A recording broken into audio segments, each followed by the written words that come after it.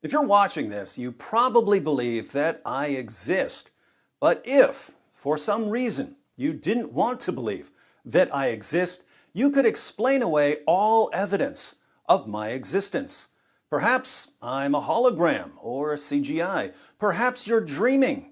Perhaps powerful mind-manipulating aliens are tricking you into thinking that I exist.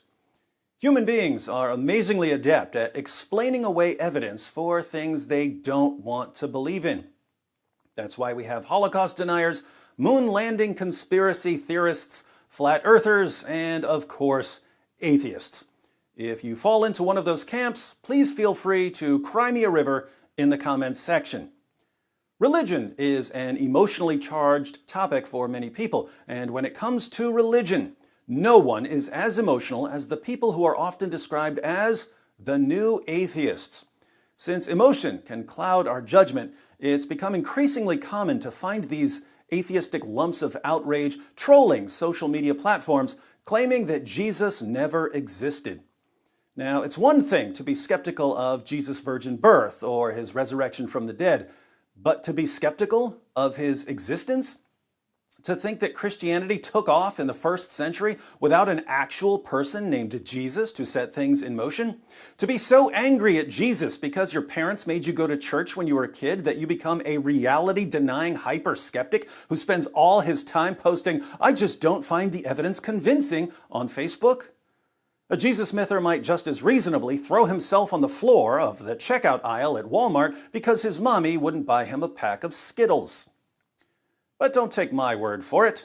I asked Dr. Mike Licona, Dr. Gary Habermas, and Dr. William Lane Craig what they think about Jesus mythers. Every once in a while, some people will propose that Jesus never existed. It lasts for a little while and then it goes away. That Jesus did exist is very well attested in the historical literature. It is mentioned by a number of non-Christian sources. For example, Jesus is mentioned by Josephus. Tacitus mentions Jesus. Lucian of Samosata mentions him. Mara Bar-Serapion mentions Jesus. The Talmud mentions him. Josephus mentions the martyrdom of James, the brother of Jesus, who was called the Christ. Again, it's very difficult to have someone who's a brother of someone who did not exist. In addition, we have a number of Christian sources who mention Jesus. We have multiple independent sources with the Gospels. You have Paul, the letters of Paul. You have the book of Hebrews. You have other New Testament literature. These are multiple independent sources, and although they're a Christian, you just can't discount them because they're Christian. Well, definitely, I think Jesus existed. But if I were going to give just a kind of a general kind of response, I'd say big picture, little picture. Big picture, from about 1990 with the work of Richard Burridge on the Gospels, and the predominant view in New Testament study today being that the Gospels are in the genre of Greco-Roman bios or biography. That doesn't mean there can't be anything in there that, it doesn't mean the Greeks and Romans don't tell funny little tales sometimes, but it makes the genre is not a fantasy genre. It's a potentially historical genre. So big picture is, with the Gospels, we've got the right data.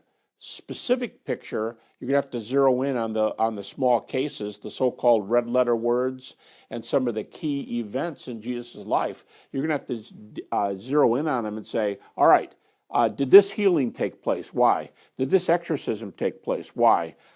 Did he die on the cross? Why? Was he buried? Where and why? Was he raised from the dead? Who saw him? And what happened to the early church after the resurrection? All those are specific questions for which we have specific data. So I'd say big picture, right genre. Little picture, yeah, we're able to go in there with tweezers and pick out those individual events. I would say those who think that Jesus of Nazareth never existed are well over 100 years out of date. Like Bart Ehrman says famously, he says, if Jesus was crucified, he existed. And since we know he was crucified, he obviously existed, and all those who say he didn't exist are just wrong. Historians today regard the existence of Jesus as a done deal. It's indisputable. In fact, professional historians and biblical scholars would view those who would deny the existence of Jesus to be on the same, in the same kind of camp as Holocaust deniers and those who think we never went to the moon. See, I told you. But there's an additional perspective that's often missing from discussions of the historical evidence for Jesus' existence.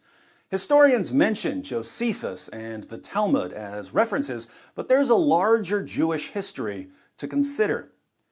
The early Christians, many of whom were Jewish, accused the Jewish leaders of conspiring to hand Jesus over to the Romans for crucifixion. Can you imagine these early Christians pointing a finger at the Jewish leaders for their role in Jesus' execution if the Jewish leaders had no idea what Christians were talking about because Jesus was a mythical figure? Wouldn't we expect the classic Jewish response to Christianity to be something like, "What are you Christians talking about? We've never heard of this Jesus." And yet, that's just never been the Jewish response. Here's Dr. Michael Brown on the Jewish perspective. Well, of course he existed. That's really not in dispute.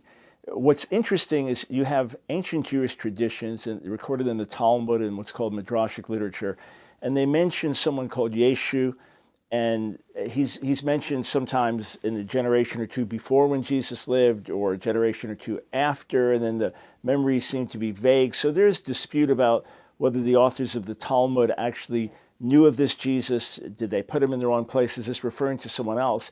But as you go further on in Jewish history, when you get to Moses Maimonides in the 12th century, he just plainly talks about Jesus being given over to be killed and so on, and why Jews don't follow him. So through Jewish history, there's never really been dispute about his existence. And what's interesting also in the early Jewish literature, for example, 2nd, 3rd century, what's called the Tosefta, you have references to these Jewish sectarians who pray for you in Yeshua's name. And they're saying it's better to die than to have him pray for you because they were known for having a gift of healing. So the movement is there. There's no denial of it. It's an extreme skeptic only that questions whether he actually existed. But maybe Dr. Mike Licona and Dr. Gary Habermas and Dr. William Lane Craig and Dr. Michael Brown are all biased in favor of Jesus' existence because they're Christians. Maybe they're incapable of being balanced and neutral, unlike the impartial and open-minded internet atheists who spend all their time moaning and wailing about religion on Twitter. Well, let's see what Dr. Bart Ehrman says when a Jesus myther tries to educate him. I know in the crowds you all run around with, it's commonly thought that Jesus did not exist. Let me tell you, once you get outside of your conclave, there's nobody this is not even an issue for scholars of antiquity. It is not an issue for scholars. There is no scholar in any college or university in the Western world who teaches classics, ancient history, New Testament, early Christianity, any related field who doubts that Jesus existed. Don't you just love that condescending tone? I know that in that little wheel of delusion you guys are running on, it's common to deny Jesus' existence. But once you get off that wheel, no one agrees with you. But why, Dr. Ehrman? Why is there a consensus on Jesus' existence? The reason for thinking Jesus existed is because he is abundantly attested in early sources. That's why. And I give the details in my book. Early and independent sources indicate that certainly that Jesus existed. One author that we know about knew Jesus' brother and knew Jesus' closest disciple, Peter. He's an eyewitness to both Jesus' closest disciple and his brother.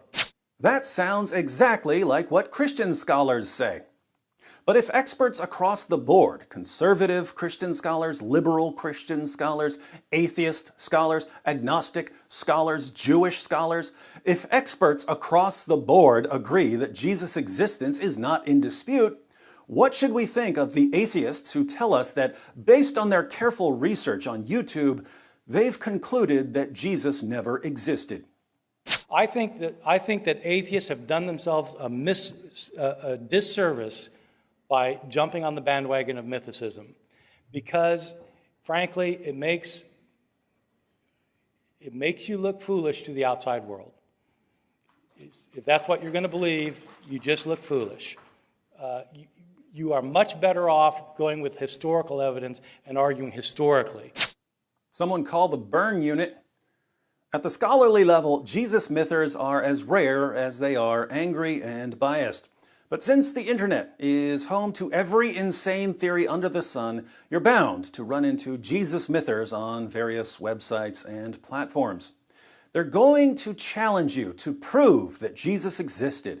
And if you accept the challenge, they're going to play skeptic while you present your evidence. I encourage you not to take the bait until you first show them the problem with their methodology. And it's very easy to show them the problem with their methodology. When a Jesus myther sends you a message and says, "Prove to me that Jesus exists," simply reply, "I'd be happy to prove to you that Jesus exists, but I don't want to present my evidence to a person who may not exist.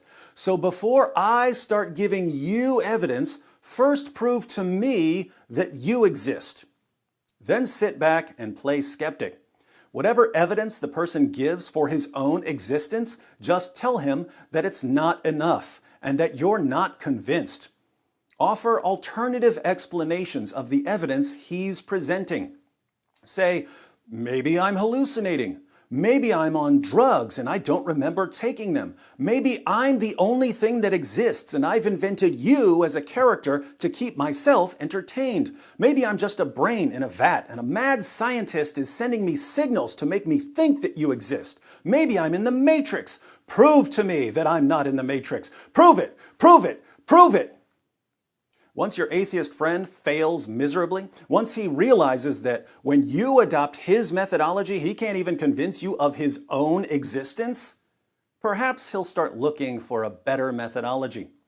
And once he adopts a better methodology, you'll have no problem convincing him that Jesus existed, because only a complete fool would reject the existence of Jesus of Nazareth.